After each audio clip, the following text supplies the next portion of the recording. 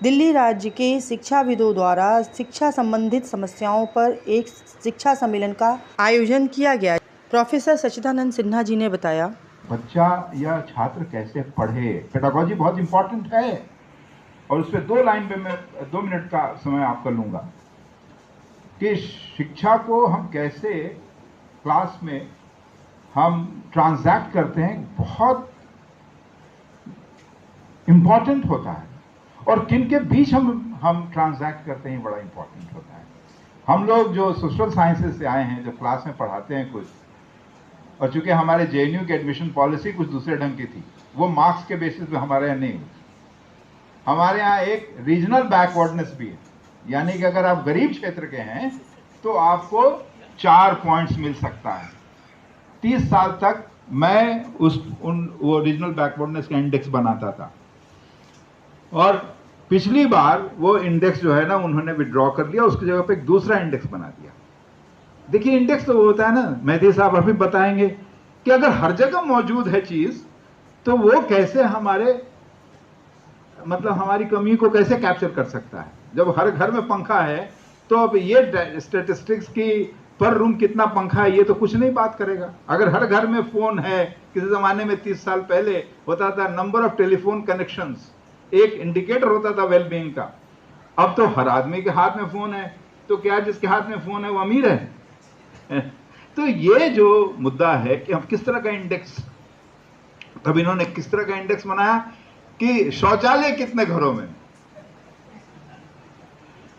तो भैया स्वच्छ भारत मिशन चला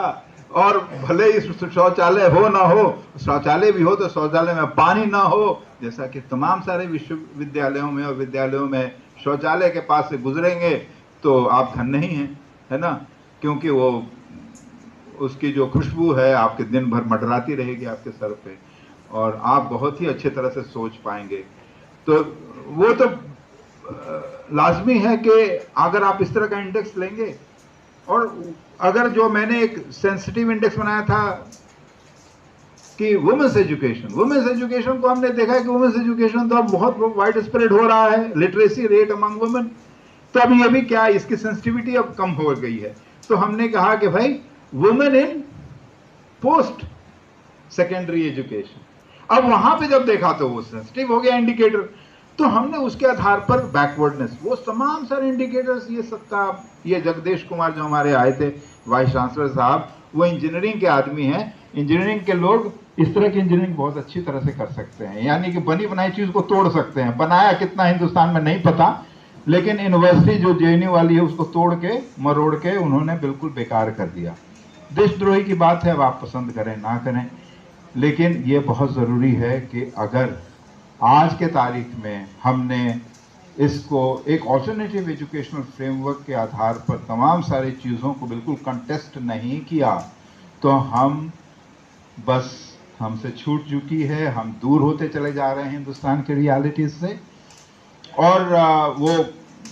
एनर्जी कहाँ से आएगी ये मुझे नहीं पता, लेकिन इतना ज़रूर है कि एक ऑल्टरनेटिव डॉक्यूमेंट होगा तो हम कभी भी लोगों के पास पहुंच सकते हैं, लोगों से बातचीत कर सकते हैं, लोगों को उस तरफ अट्रैक्ट कर सकते हैं। इसलिए ये डॉक्यूमेंट